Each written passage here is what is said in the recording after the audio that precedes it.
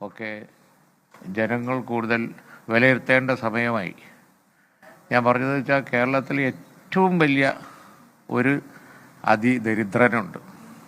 ആ ദരിദ്രനായത് ജനങ്ങളെ മുഴുവൻ ബാധിക്കും. ആ അതിദരിദ്രൻ ഗവൺമെൻറ്റാണ്. കേരളത്തിലെ ഏറ്റവും വലിയ അതിദരിദ്രൻ ഇപ്പോൾ സത്യത്തിൽ ഗവൺമെൻറ്റാണ്. ഗവൺമെൻറ്റിൻ്റെ കയ്യിൽ അത്യാവശ്യത്തിന് പോലും കാശില്ല. അത്യാവശ്യത്തിനൊക്കെ കാശ് ഉണ്ടാക്കുകയും അത് പല മേഖലകളിലും ചെലവഴിച്ച് പോവുകയും ചെയ്തതാണ് കേരളത്തെ ഉന്നത നിലവാരത്തിൽ എത്തിച്ചത്.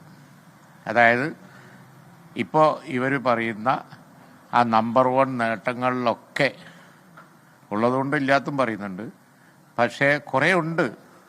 ഞാൻ നിയമസഭയിൽ തന്നെ പറഞ്ഞിരുന്നു. ഞാൻ ഫസ്റ്റിൽ 90കളിൽ മന്ത്രിയായ കാലത്ത് മുതൽ ലോകം മുഴുവൻ പോയി പറഞ്ഞുകൊണ്ടിരുന്നതാണ് കേരളം ഒരു വേൾഡ് സ്റ്റാൻഡേർഡ് സ്റ്റേറ്റാണ്. ആയുർദൈർഘ്യം, ആരോഗ്യം, ലിറ്ററസി, അങ്ങനെ പലതുമുണ്ട്. ആ നേട്ടങ്ങളൊക്കെ കാലാകാലങ്ങളിൽ വർഷങ്ങളായി കേരളം കൈക്കൊണ്ട പ്രത്യേക രീതി കൊണ്ട് കൈവന്നതാണ്. ഉദാഹരണമായി പൊതുവിദ്യാഭ്യാസം, എല്ലാവർക്കും വിദ്യാഭ്യാസം, എഡ്യൂക്കേഷൻ ഫ്രീ.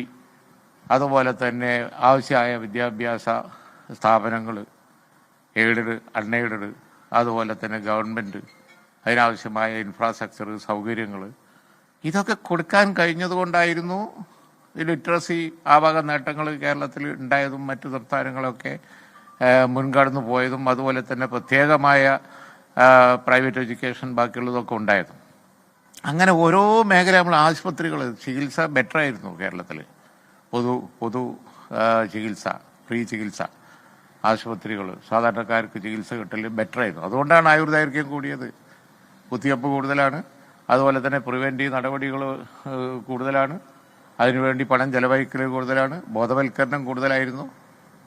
ഇപ്പം എന്താ സ്ഥിതി? അതാ ഞാൻ പറഞ്ഞു, ഈ അതിദരിദ്രൻ എല്ലാവരെയും ബുദ്ധിമുട്ടിലാക്കും. അതായത് ഗവൺമെൻറ് എന്ന